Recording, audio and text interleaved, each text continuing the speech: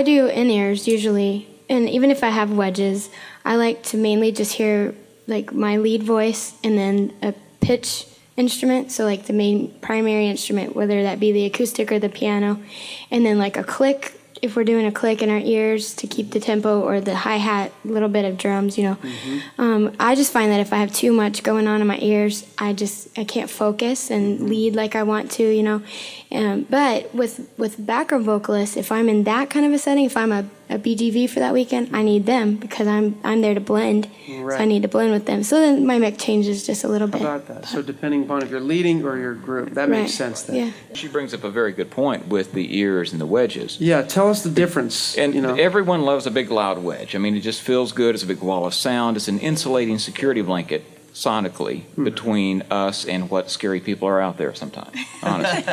But as we move away from that and we realize, hey, it's going to create in some situations an issue where if I have this much sound available in the room and I'm taking half of that with 6 loud wedges, then the 5 of us take up half the acoustic energy and only give the other half to the other 200 people or 300 people in the audience. And so the needs of the many outweigh the needs of the few. We have to look and say, my sacrifice of praise is I'm willing to give this up sometimes, or my 50-watt all-tube amp.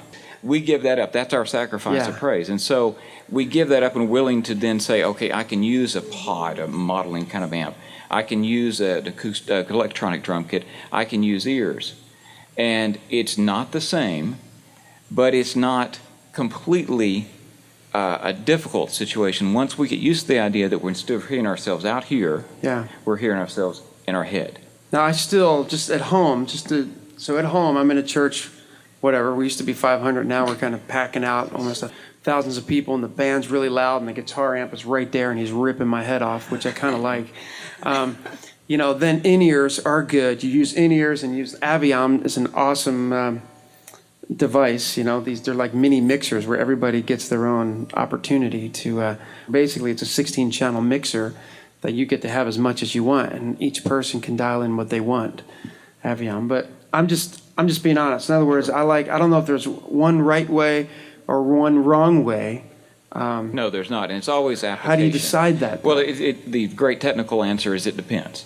It's always going to be it depends, but it's an application thing. So if we've got a small church and we've got a conservative congregation that doesn't want this loud stage issue, then we give that up in the terms of the ears and the small spot monitors, those kind of things, and then we're able to acclimate them toward the more modern worship environment.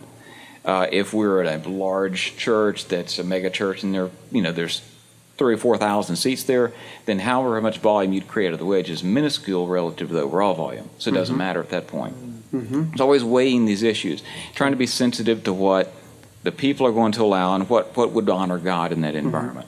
And so it just depends, but we try to be sensitive and use what's most applicable. So people watching this, floor monitors are okay. When would they perhaps get to the point where they think they should start looking at in-ears? Well, if I'm back at the mixing console and I take the master faders and do this and nothing changes, it's time to go to ears. That means they have their monitors way too loud, right? Way too loud. Yeah. So and we look at the situation, and if you've ever listened to the back of a loudspeaker, it sounds terrible. And that's what the congregation has every Sunday. The back of these. The sound doesn't stop here, it continues on. Right. So we have to think, okay, what are we giving up? If we have people leaving or if we have people saying it's too loud and our response is you're too old, that's not a good spiritual balance. So we look and say, okay, what could we do? Could I give up one of my 2 monitors? Could I give up one of these 3? Could we go to ears? And ears are not a panacea. Right. They simply take that and put it in our head. Ears are headphones, basically, but they fit inside your ear. And now, where we find, like with Carl on percussion, who is needing to have that specific time, he can create a clarity in his head with the ear monitors through the Aviom mixing. That's perfect application. He's not going to get to move around, so wireless isn't an issue. Same thing for bass and keys. So often we'll find if we can eliminate 3 monitors there and then have the vocalist on the wedge, that's a good compromise. It makes sense.